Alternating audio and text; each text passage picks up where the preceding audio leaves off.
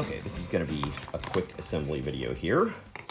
This is for the little bin that holds your mats. I have gone ahead and popped these out of their sheets that you'll get them in, and I've gone ahead and sanded them. I usually sand them with between 150, 220 grit sandpaper to remove the laser burn marks and just give it a nice, smooth, silky feel. You can do that if you like. Some people prefer to have the rougher look and feel. That is up to you, but I just want to let you know that it will not look quite this pristine when you first get it. You'll need to sand it yourself if you want that. I, for this assembly, am using Elmer's Craft Bond Tacky Glue. I'm doing that because it's easily available in any craft store. It's got a relatively fine tip that you can use, and it's tacky. So the tacky part will, when I go ahead and put the glue on and I hold these up together, will make it less likely that it'll do that, right? So it'll sort of stick a little bit. What I often use if I'm doing this for an assembly that I'm sending out to folks in the mail, I will use Titebond translucent wood glue, but you see how big and chunky that dispenser is. So you have to put it into a precision dispenser of some sort, and I don't want to tell you that you need something like that. As I said, this is going to be a pretty simple one. I'm just going to put glue on all these tabs, bring them all up, put the lid on just for reinforcement, and run some rubber bands around. So nothing more than that. These right here, you don't really need to get too much glue on these little inner corner ones there. I got probably a little more than I needed. You don't really need that much glue. You can keep your bead of glue relatively small as long as you get a nice tight set of rubber bands or clamps or whatever you're going to use to hold this thing together while it's drying.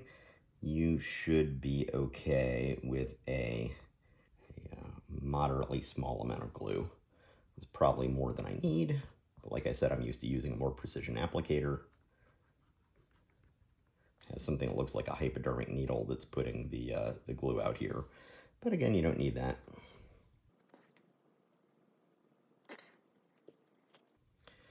So now I'm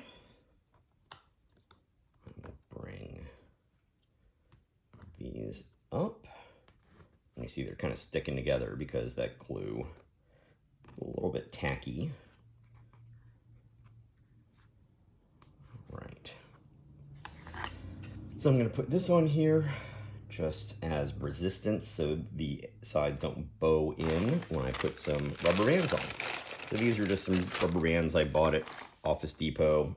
You don't have to get special rubber bands if you just have a pile of rubber bands or a rubber band ball in your junk drawer. Feel free to use those if that seems to make the most sense to you. All right, as I said, getting a nice tight bond in here is always going to be helpful for getting a nice tight bond when it dries. You can see here, this is sort of coming loose a little bit. You want to make sure that is pulled in nice and tight. All right. So here we go with that. All right. I'm going to triple this one. These I quadrupled over, but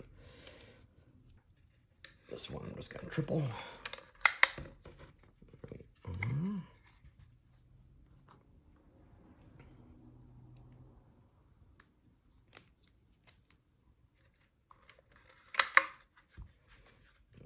Right. I might just do one more around here, just for the heck of it.